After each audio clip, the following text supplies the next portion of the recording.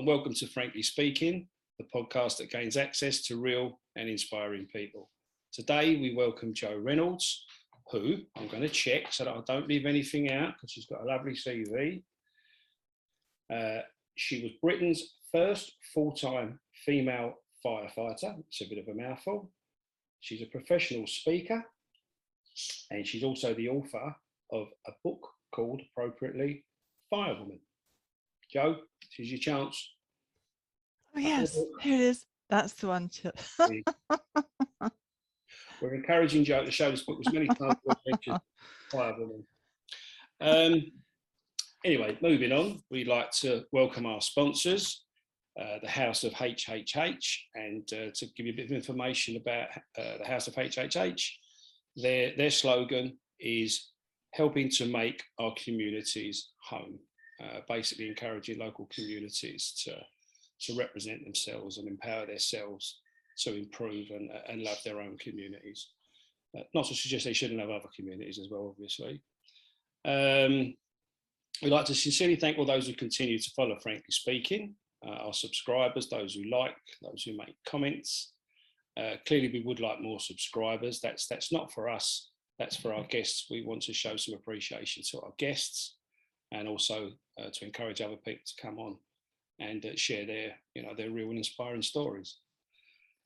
You can also, apart from YouTube, you can also listen to Frankly Speaking via Amazon Music, Spotify, iTunes, and Podbean. We'd also like to acknowledge the amazing work carried out by the Alzheimer's Society, the great work that they do both for sufferers and their families. We will continue to support those. We also continue to support Change Your Life, Put Down Your Knife, the anti-crime campaign, trying to educate young people, encourage them to find better ways of living with each other other than killing each other, stabbing each other, etc. And not forgetting Casual Minds Matter, who show their support for men's mental health. They are definitely growing in strength, and we want to support those. I'd like to thank Mac the Hat Media for his advice and support.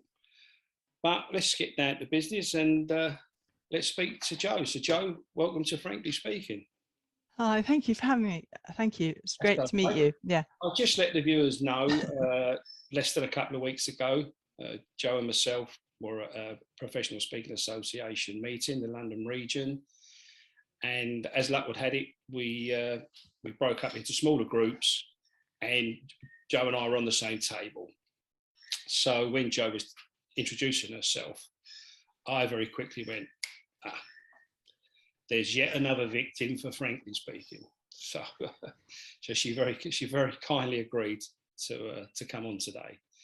Jo, what I normally do is I like to get a little bit of background of where you grew up, your family circumstances, etc. So if you could do that for us, we'd appreciate it.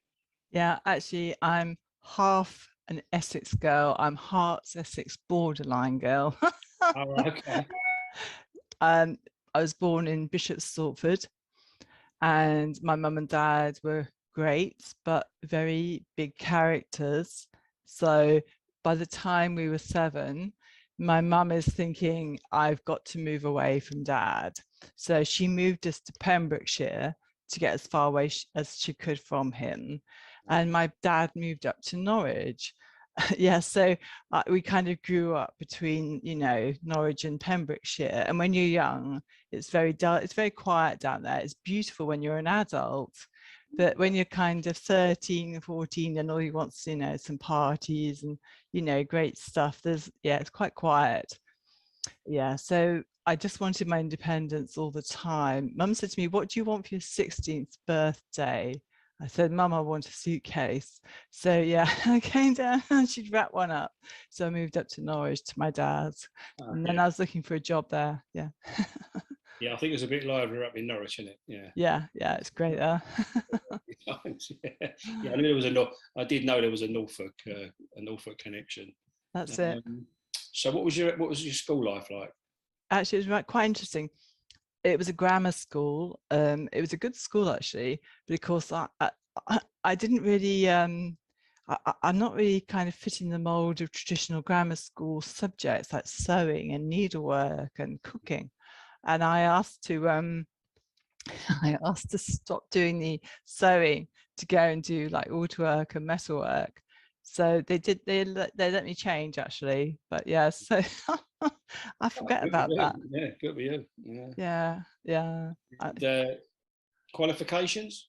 Oh, I knew if I wanted to get any kind of job, I had to get the 4 O levels, you know, one being English language, one being maths. So I studied like every day extra, like early going in for maths because I was so bad at it all. But I just don't know. I had thought I would try and get in the cadets of the police because they had places all over the country. They were all full. So I was just so determined to, you know, have my own door key, be totally independent. Sounds like you wanted a uniform. Yeah, I didn't know at the time, but yes, I did. The teacher had said about going into the army. So yeah, they probably realized who I was more than I realized who I was. But yeah, I didn't quite fit the army. But yes, yeah. Sports? Did you have any interest in any sports at all? No, I was a very bad runner at hockey, pardon me, cross country runner. Yes. And oh gosh, what's the stuff where you put the ball through the hoop? Netball. Yeah, I was good at netball because I'm so tall. I was like centre. Absolutely. So when did you get your first inkling that the fire service might be for you? Yeah, it's very accidental actually. I was a dad and I was desperate to get my keys. And so I started to, you know, go waitressing in the local hotel, looking for a job in the local paper at the time. And there was an advert one day and it was in the Eastern Evening News and it was junior firefighters wanted. I hadn't got a clue what they were, but I was just like, I'm going to get a job. I don't care what it is. So yeah, I applied. That's how it happened. So it's completely accidental. Oh, and so what? So you start as a cadet then? Yeah, they called them junior firefighters. And it was the first time that Norfolk Fire Brigade had run that scheme. They'd seen it done in London before, thought it would be a good idea. So our chief officer is ABC Hogg. He started up a course in Norfolk. Yes, and that was in 1982. And a 15-month course. I think the idea was to bring kind of some bright energy into the fire brigade because there's quite a lot of, you know, people have been around a while and yeah, the kind of bright young things of the future, I guess. Mm. So you was one of those bright young things. Well, apparently at the time. And did you? So you presumably you went through that course, and then did they select you? Yeah, what happened was you had series of sorry to interrupt you. Yeah, there's a series of interviews. The first one was a practical interview, and obviously they're seeing, you know, have you got the capabilities of being a firefighter? And so you had to like go up a ladder at 40 feet up in the air, then kind of hang back by your ankle, like looking back down to see if you're scared of heights. And thank goodness I wasn't. Then the next one, you had to crawl over some cages which were covered in tarpaulin, you know, on the ground to see with your eyes covered to see if you're claustrophobic. And again, thank goodness I wasn't. And then the final one they had us do was you had to carry a 12-stone dummy in under a minute, and it's 100 yards. And so this thing is like made of sand, old canvas dummy. It's like a beast. But I was so determined. I thought, I'm not going to be the conversation of their tea breaks forevermore if I fail it. You know, that feeling, it's like, oh, here I go, I've got to do it now. And that was it. So yeah, I did it all. And then they called me back. Obviously, they called me back for a second interview at Whitegates in Hetherstate, which is their headquarters. But this was quite different because the first one was all teenage boys. So they were, you know, we're all 17. There were hundreds of us. And this time it's different. It was back in the office. Beautiful headquarters, called upstairs, and there's ABC Hogg and, you know, the deputy chief and so on. They're like, Jo, you know, why do you want to join the fire service really? And how can we be sure that you won't be a danger, you know, for the men to work with? And what happens if you've got different ideas later on in life? Meaning if I want to have a family, it's like, what do you say? It's like, all I want is a job, isn't it? Who's got the answer? So I just said, well, if you train me properly, I don't see any of it should be a problem. Yeah, And anyway, that yeah, did it's a the good trick, answer. all of a sudden, yeah, there I was, like, May 1982, turning up for my first day on the 15-month course. And can you remember your first fire? Yeah, I can actually. The first thing we went to is actually a road accident at Thetford. Yeah, so I was posted to Thetford, and it was a very, very busy station. It was fantastic in that respect because it was like, loads of stuff going on for a firefighter. But yes, the first one would have been an accident on the roads, and it was a couple of lads were going fishing very early in the morning, so it was all foggy, and then coming towards them was one of those hay baler things with the massive prongs, and it went Yeah. straight through the windscreen. Yeah, like cut them, both of them like that, crossing their heads, or cut the heads half off almost. Yeah, and they obviously died instantly. That was that was the first one. And when you're training, you always, Oh, sorry to interrupt. So yeah, were you called not because the vehicle was on fire? Was it to free? that would be it. That's right. Yeah, yeah. Uh, So we'd get called to everything really, and there were an awful lot of accidents there. They gave us a rescue tender of our own because there are so many. So yes, that would have been to get, obviously to get there. You don't really know what's happened to the people. They may have been okay, but no, sadly they weren't. God. And when was the first time where there was an actual building or a premises on fire? Yeah, that would probably would have been like there was a house in town where some boys had taken back some munitions that had dried out. Pardon me, there was a lake that dried out, and we're surrounded by army bases, and they'd taken the munitions home, and they were in the bedroom, and then it caught fire. So that, yeah, we were putting that fire out. It was a bedroom fire. Oh, God. Yeah. And did you? I should ask, I suppose, really, how long did you serve within the fire service? About 6 years ish. When I joined, I thought I'd be there forever. I was taking the promotion exams, getting ready for a life in as a fire, the fire inspector side of it all. Um, but yeah, but life has different plans, obviously, and things change. Can you talk about that?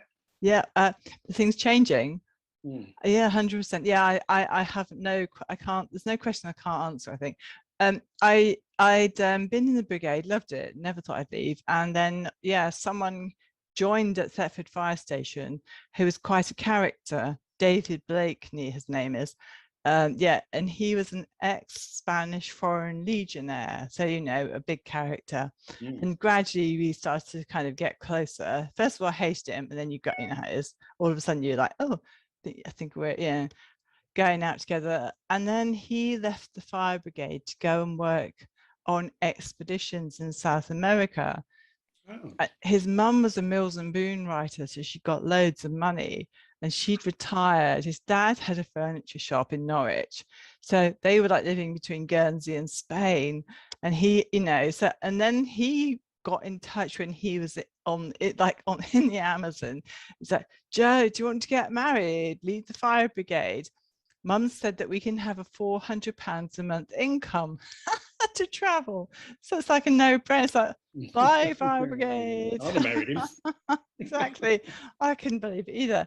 And that's what happened. So 1989, yeah, down the Amazon, deepest, darkest Amazon jungle. Yeah, yeah, yeah. Did you survive? I take it. I mean, you obviously Yeah. didn't survive. What I mean is, never caught anything. Never got bitten by anything. No, what did we get? Scabies. But yeah, I didn't, thank God, nothing, hit it really bad. But yes, that How was long it. did you travel for? Oh, we did that traveling through South America, then through the States, then to up into Nepal to the Everest Marathon. We got some friends who were doctors. They were scientists at Oxford University, and they were doing drug trials of high altitude drugs. So we'd met them in Peru and been like to the place you're not meant to go in the high Andes. We met them there.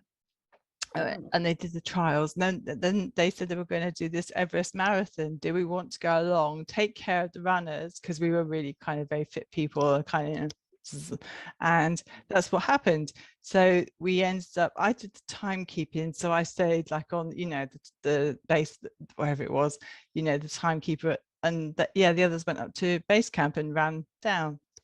And then we went, yeah, India, like Thailand, and yes, it's a bit crazy back then. And then we got back together, but then by the time we got back to Thetford, we'd annoyed each other too much. We ended up splitting up.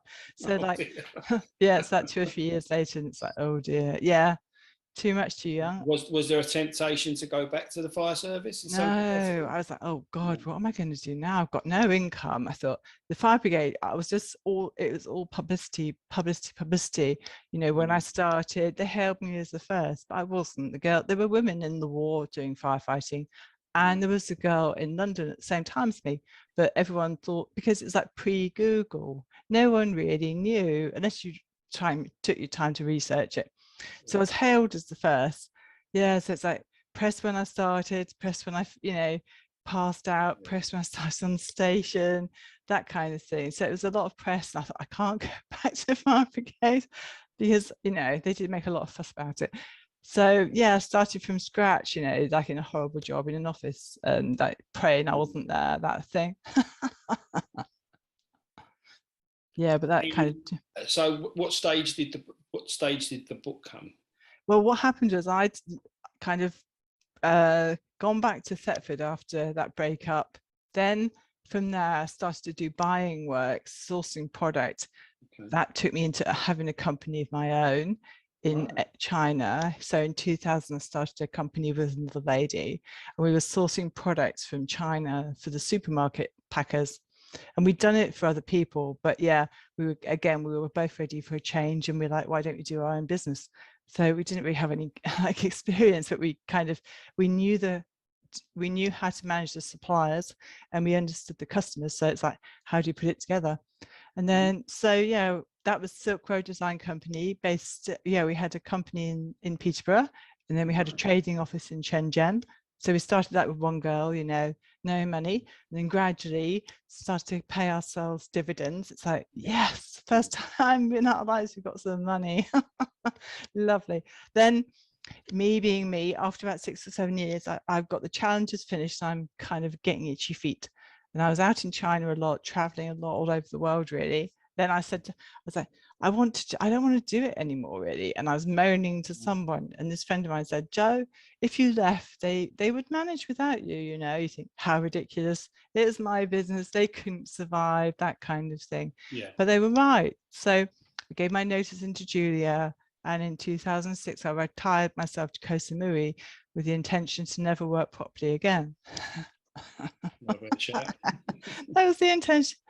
Yeah, so I just, yeah, so for a few years, hardcore partying, and because I'd never really done that as a young thing. I was never a student, you see, so kind of made up for it. Then I met all these amazing people there, networking groups and charity things and NGOs. And then that drew me to Cambodia, where a friend of mine moved to work, volunteer with an NGO there. And yeah, and then meeting people who were writers, photographers, started to write. Yeah, and then someone's like, why didn't you write your book? And that's what happened, really. Right. And who chose the title? Did you choose the title? No, I think yeah, actually no, it was the choice of the title.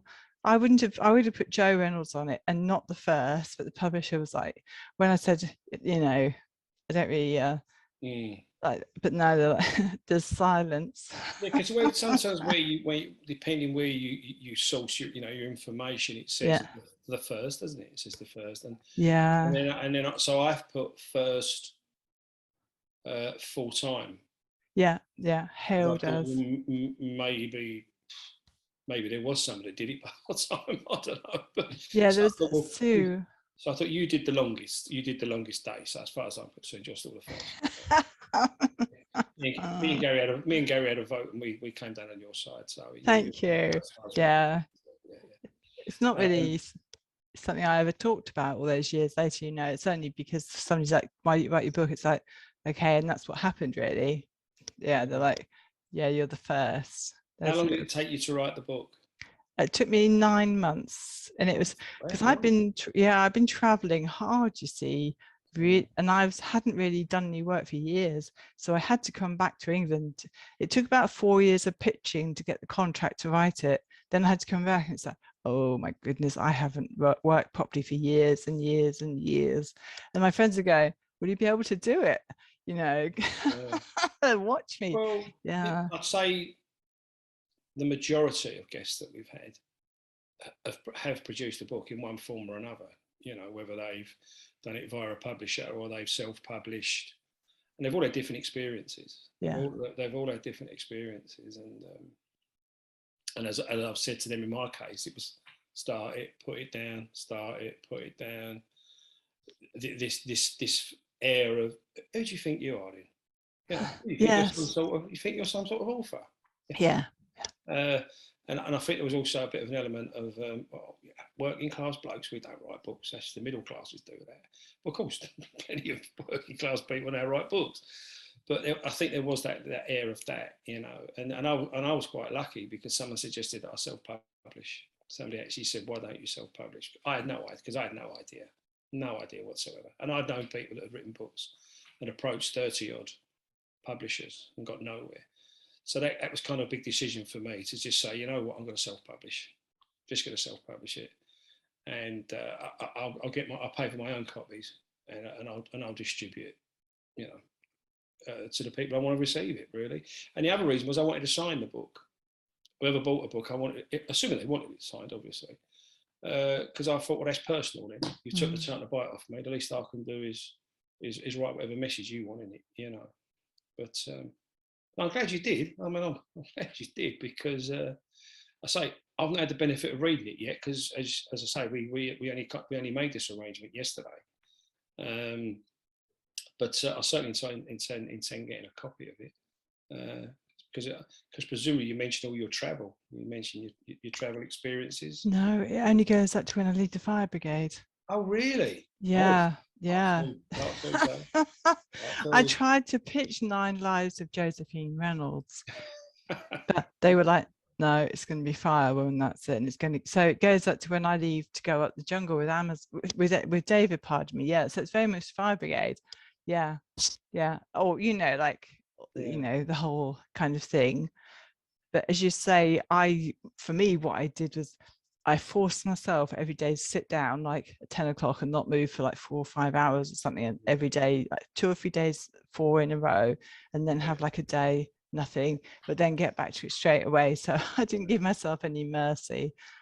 I had 2 extremes. It was either sit down and start doing it, and then just didn't stop. Yeah. But as soon as I did stop, it could take days. Before I got into the flow again, I got into the mindset of living it, of actually feeling like you're writing it as you lived it, as opposed to like making it sound like a bit of research. You know, you'd have to look facts up. I wanted it to actually, as some people said, you've written it like you're talking to someone in a pub, and that was the intention. I wanted it to sound as straightforward as that. But yeah, once I put it down, it was terrible. And then I'd go through the self-doubt again. I'd go all through the self-doubt again. Oh, why am I doing this? Why am I doing this? You know. But I think there's enough there for you to do a second one. You know, yeah, your adventures overseas. You're starting a business. There's loads. You're starting your business.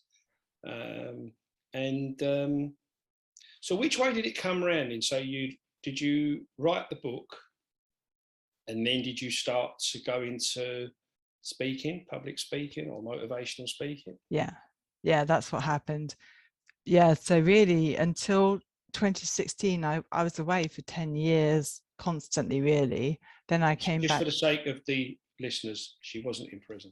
Oh yeah, no.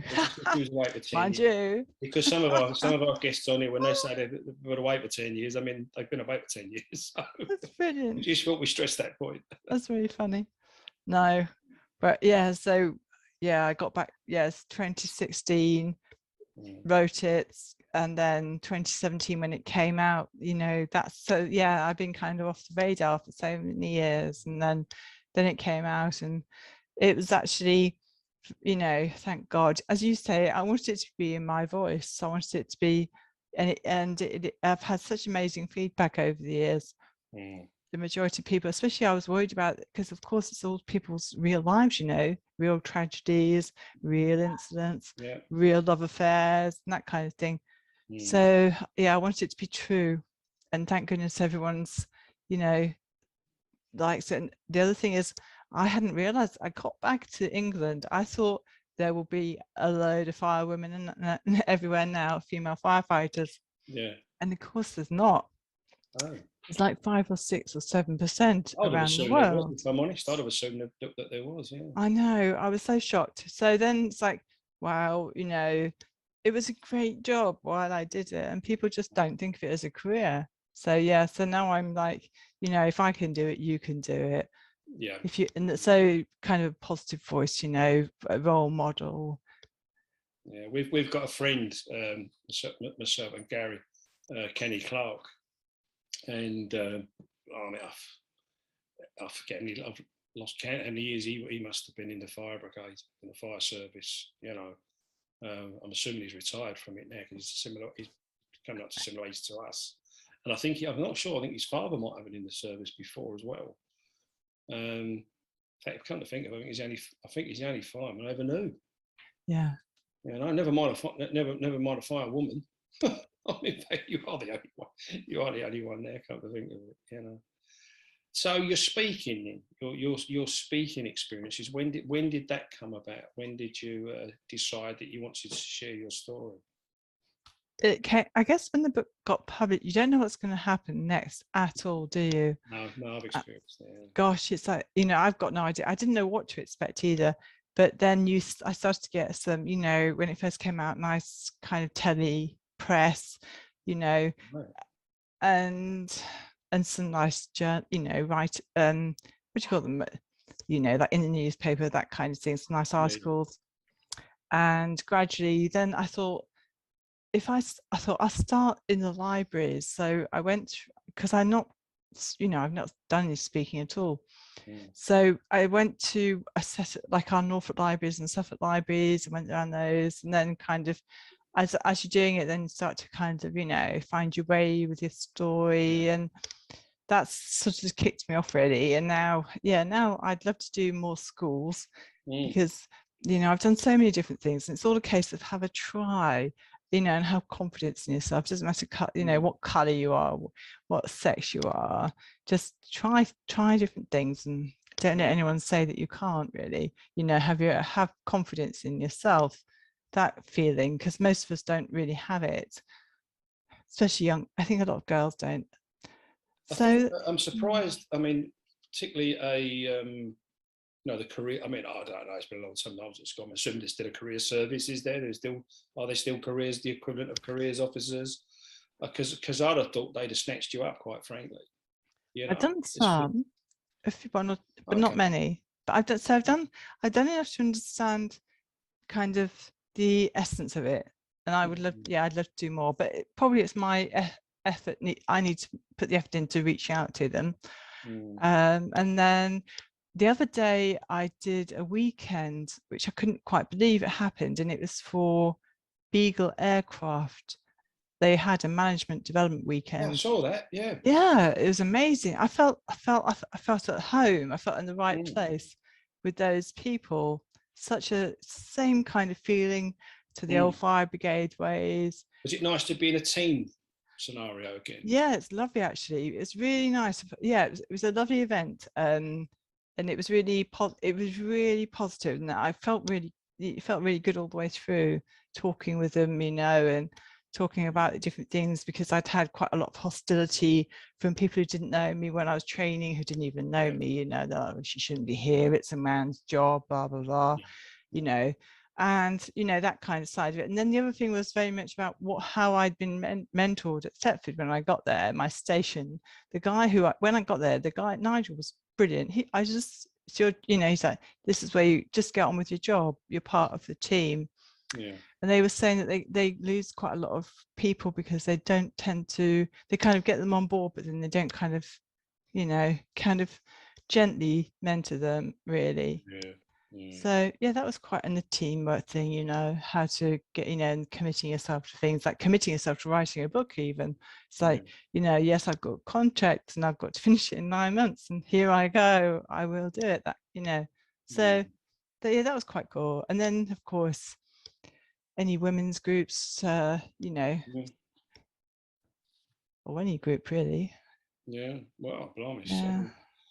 As we, you know, as we say to people when we invite them, you know, on the Frankly Speaking, you know, I mean, I get offers of all different kinds of people, and you know, I'd like to accept everybody, you know, if I'm honest.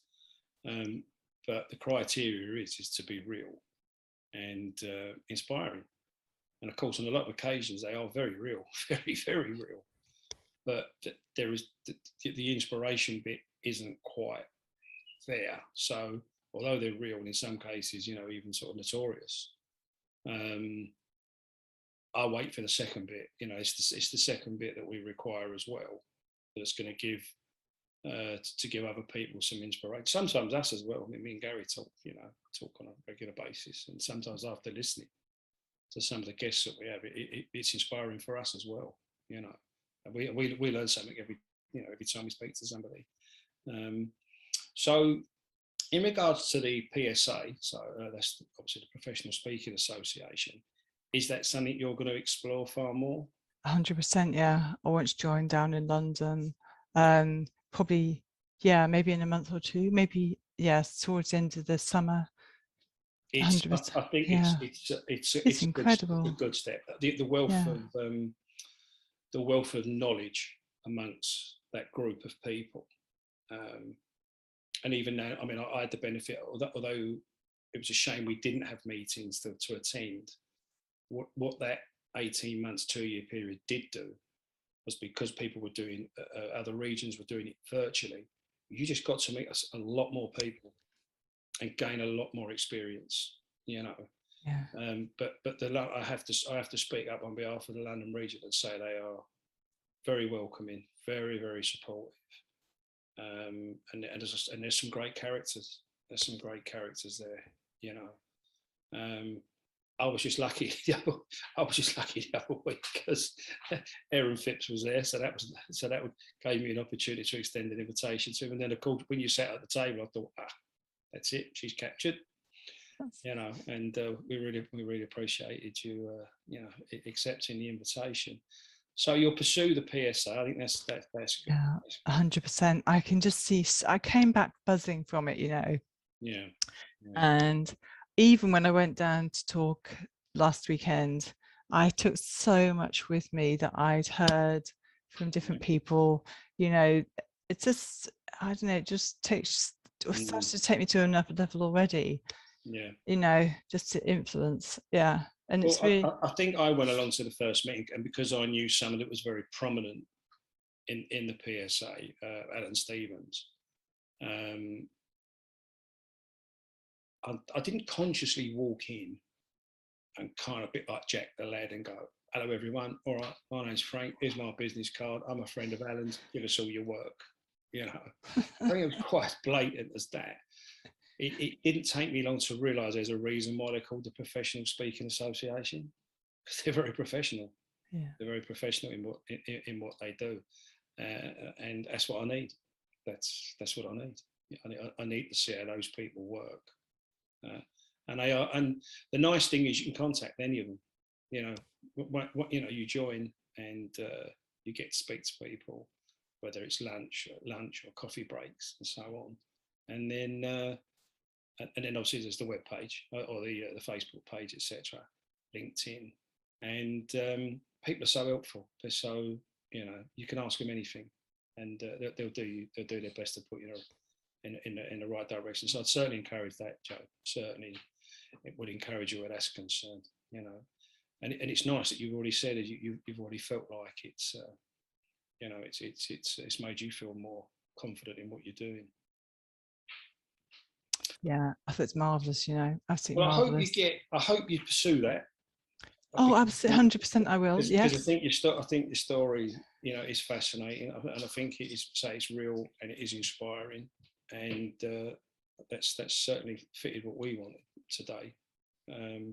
I mean, I'll obviously follow what you do, you know, via social media and so on. And hopefully we'll meet, you know, we'll meet at future meetings and so on.